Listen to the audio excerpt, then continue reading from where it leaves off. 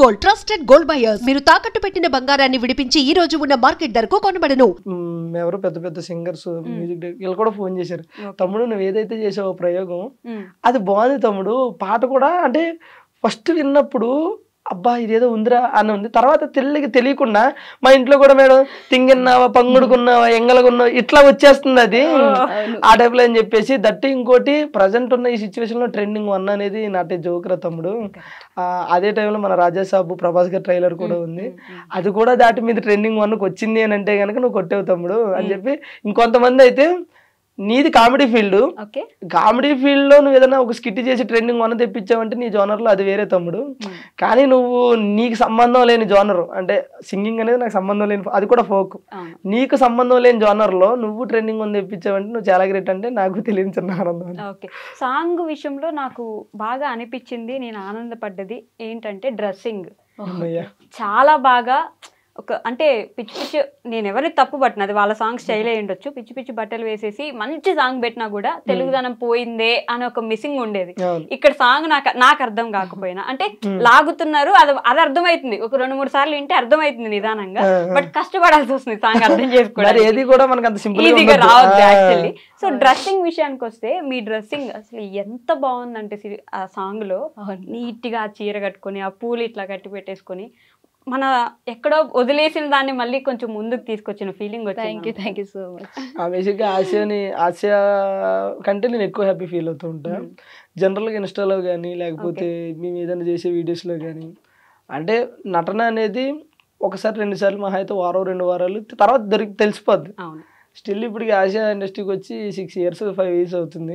ఈ 6 years 5 years తన అలాగే ఉంటుంది ఆ స్టైల్ అది. అప్పుడప్పుడు కింద కమెంట్లు పెడుతూ ఉంటారు, అక్క ఈ రోజుల్లో ఇలా ఉండడం అంటే ఇలా ఉండేవాళ్ళు ఏదో ఒక టైంలో ఏదో ఒక పార్టీలోనో సంథింగ్ ఎక్కడో దుక్కున చేంజ్ అవుతుంది, కానీ తింది ఇలాగే ఉంటుంది. ఆ కింద కమెంట్లు పెడతారు ఈ రోజుల్లో కూడా ఈ డ్రెస్సింగ్ స్టైల్ మెయింటైన్ చేయడం, అది ఇండస్ట్రీలో ఉంటూ నువ్వు వేరే అక్క అది పెట్టడం అనేసి కింద ఇలాంటి దేవత నీకు దొరకడం ఊరే ఎంతసేపు అది నాకు దొరకడమే అదృష్టం తప్ప కానీ లేదా నేను మనిషిని కాదండి. నిజంగానే ఎందుకని ఎవరిష్టం వాళ్ళది, తప్పు లేదు. ఇంకొకరు వేసుకునే దాన్ని నేను తప్పు పట్టిన, కానీ ఇదే డ్రెస్సింగ్ స్టైల్ ఎందుకు మెయింటైన్ చేస్తున్నారా, ఆరు మేనేజ్ చేస్తున్నారా, ఈయన కోసం చేస్తున్నారా?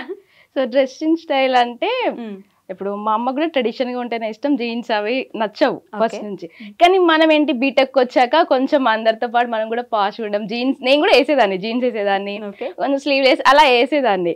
కానీ వన్స్ నూకరాజు మనకు ఆ క్లోజ్నెస్ ఎక్కువైన తర్వాత, వన్స్ నా లైఫ్ లోకి వచ్చిన తర్వాత నాకు చెప్పేవాడు ఇట్లా ఉండాలి, ఇట్లా చూస్తారు అబ్బాయిలు అట్లా చూస్తారు అంటే నీకెందుకు అని చెప్పి ఎట్లుంటేంది అది వాళ్ళు అలా చూస్తారు, మన ఇష్టం మనం ఎలా ఉంటే అదేంటి నేను రివర్స్ చెప్పేదాన్ని, అది నా ఇష్టం నీకెందుకు అని చెప్పేసి. బట్ నేను ఒక్కసారి ఆలోచించిన కొనొక సిచ్యువేషన్ లో అరే మా అమ్మ కూడా ఇట్లా చెప్తుంది కదా, నాకు మెల్లిగా అర్థమైంది తిని కూడా చెప్పేది కరెక్టే కదా అని చెప్పి తిని నాకు చెప్పడం వరకు చేశాడు. దాన్ని నేను నా ఇష్టంగా తర్వాత మార్చుకున్నా. సో ఇన్ కేస్ అప్పుడప్పుడు షూట్ లో ఏదన్నా సిచ్యువేషన్ వచ్చినప్పుడు దానికి తగ్గట్టు కాస్ట్యూమ్స్ నేను వెయ్యాలి అన్నప్పుడు కూడా నాకు నచ్చట్లేదు ఇప్పుడు అలా వేయాలన్నా కూడా. సో అట్లా చెప్పడం వేరు, బలవంత పెట్టడం వేరు. నీకు అదే చెప్తాను, చెప్పడం చాలా డిఫరెంట్. బలవంత పెట్టడం లేదు నువ్వు ఇదే వేసుకో అని అంటే మీరు వేసుకునే వాళ్ళు కాదు, జస్ట్ చెప్పి వదిలేసారు కాబట్టి ఆలోచించి మార్చుకున్నారు, అంతేనా? అవును అంతే. బలవంత పెట్టారు చాలా నాకు భయపడేసుకుంటావా అని అంటాడు. కాదు నీకు భయపడదాని అయితే నువ్వు లేనప్పుడు నాకు నచ్చినట్టు ఉంటాను, నువ్వు ఉన్నప్పుడు నీ ముందు యాక్టింగ్ చేస్తాను. బట్ ఎందుకో తెలియదు నేను నాకు నచ్చి నువ్వు చెప్పావంతే, దాని తర్వాత అది నాకు ఇష్టంగా మార్చుకున్నా. ఒక నీ ఇష్టం అనుకోవచ్చు, మా అమ్మ కూడా చెప్పింది మా అమ్మకి నచ్చినట్టు అనుకోవచ్చు. సో మీ ఇద్దరు ఇష్టాలు కలిస్తే ఇలా ఉండడం కూడా మంచికే కదా అని చెప్పేసి నేను మార్చుకున్నా. ఇదే మన కోసం కాకుండా పక్కన వాళ్ళ కోసం కూడా మనకి నచ్చి మార్చుకోవడం అనేది గొప్ప విషయం. నాకు రిత్విక అని చిన్న జబర్దస్త్ చేస్తుంది కదా, తిన స్టూడెంట్ అన్నమాట. రిత్విక ఏమందంటే అక్క అందరూ ఏమంటారు ఏదో అక్క అందరు ట్రెడిషన్ నుంచి ట్రెండ్కి వస్తున్నారు, బట్ నువ్వు ట్రెండ్ నుంచి ట్రెడిషన్కి వెళ్తున్నావు అక్క, గ్రేట్ అక్క అంటే చిన్న పిల్ల నుంచి కూడా నేను కాంప్లిమెంట్ విన్నా అంటే నాకు చాలా హ్యాపీగా అనిపిస్తుంది. సో ఇందాక మీరు పాడిన పాట ఆవిడ లిరిక్స్ పాడారు కదా, సో మీ లిరిక్స్ పాడొచ్చు కదా మీరు ఇప్పుడు. నా లిరిక్స్ బాధపడకు బెంగపడకు బాధపడకు బెంగపడకు ఇట్లా పోయి అట్లా వస్తానే దేవకి నాన్న ఆశకి ఇట్లా పోయి అట్లా వస్తానే దేవకి నాన్న ఆశకి. ఇప్పుడు ఆ లిరిక్స్ నార్మల్ గా పాడండి. బాధపడకు బెంగపడకు బాధపడకు బెంగపడకు ఇట్లా పోయి నేను అట్లా వస్తానే దేవకి నానాసకి. అది ఓకే, ఇప్పుడు చూడండి ఎంత ఈజీగా అర్థం అవుతుందో. మీరు అర్థమవుతుంది. నేను ఏమంటానంటే అర్థం అవుతుంది, కానీ అందులో ఒక యూనిక్నెస్ ఉండాలి కదా.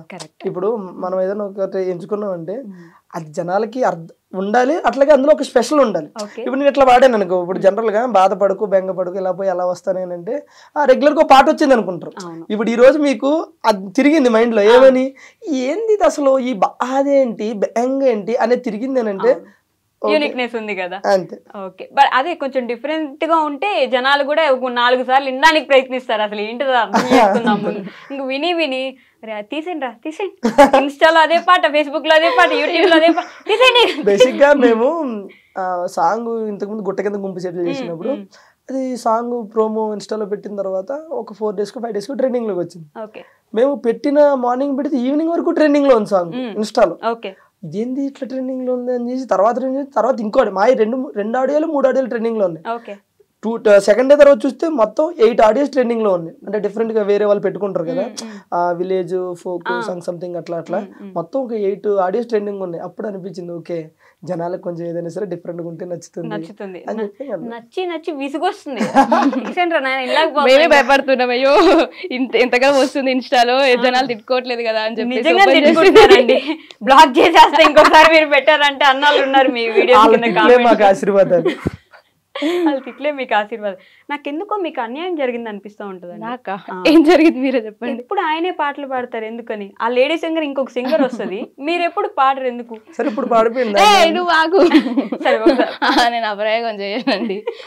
అంటే ఒక్కరు ఎప్పుడు మీరు ఫీల్ అవుతున్నారు కదా, పాడితే ఆడియన్స్ కి అన్యాయం జరుగుతుంది అందుకని చెప్పి చాలా మంది అంటారు వాయిస్ బాగుంటది. జాను పాట కార్ లో మీ ఇద్దరు పోతుంటే జస్ట్ ఒక పదం ఒక లిరిక్ ఏదో పాడినారు, అప్పుడు బానే ఉంది. మరి అంత కర్ణ కఠోరంగా లేదు. సో ఒకసారి నువ్వు కావాలని ఇరికిస్తావు కదా. అట్లే లేదు, పాడు పర్లేదు. లేదబ్బా పాడలేబ్బా లేదు పర్లేదు కానీ వెయిట్ చేస్తాను. ఆయన స్టార్ట్ చేస్తే నేను చేస్తా కానీ నేను చేయను. మీరంటే పాట స్టార్ట్ చేస్తే ఆవిడ పాడుతుందంట. ఏం పాట పాడుతావు చెప్పు. ఇష్టం నేను ఏదైనా పాడుతాను. నువ్వు చెప్పు, నువ్వే చెప్పు. నేను ఏదైనా నువ్వు పాడు ఫస్ట్. ఏం పాట నీకు నచ్చింది పాడు. మనం రెగ్యులర్ ముసుగు వెయ్యొద్దు మనసు మీద ఎగరనీయాలి కుర్రాల గుండెల్ని తుఫాను వేగాలతో. నువ్వు మరి అందుకే చెప్పా నువ్వు ఏం పాట పాడతావు చెప్పాను, అదే పాడతా. అబ్బా రాజు ప్లీజ్. రాజు పాపం ఆవిడకి వచ్చిన ఇప్పుడు మీకు వచ్చిన పాట నాకు తెలుస్తుందా? నువ్వు 6 years నుంచి ఉంటున్నావు అంటే నాతో ట్రావెల్ చేస్తున్నావు, నేను ఏం పాడతాను నా ఇష్టాలేంటి నీకు తెలియదు, బట్ నీకేం నచ్చుది నీ ఇష్టాలేంటో నాకు తెలియదు. నచ్చుది చెప్పు. నీకేం నచ్చుతుంది? నీకు జబర్దస్త్ నచ్చుద్ది, నీకు యాక్టింగ్ నచ్చుద్ది, నీకు సాంగ్స్ నచ్చుతాయి. చెప్తారు లైవ్ లో కొట్టుకుంటున్నా నూకరాజ్ గారు, ఆశయ గారు దొరికిందా తమ్ముళ్ళు? అదే ఓకే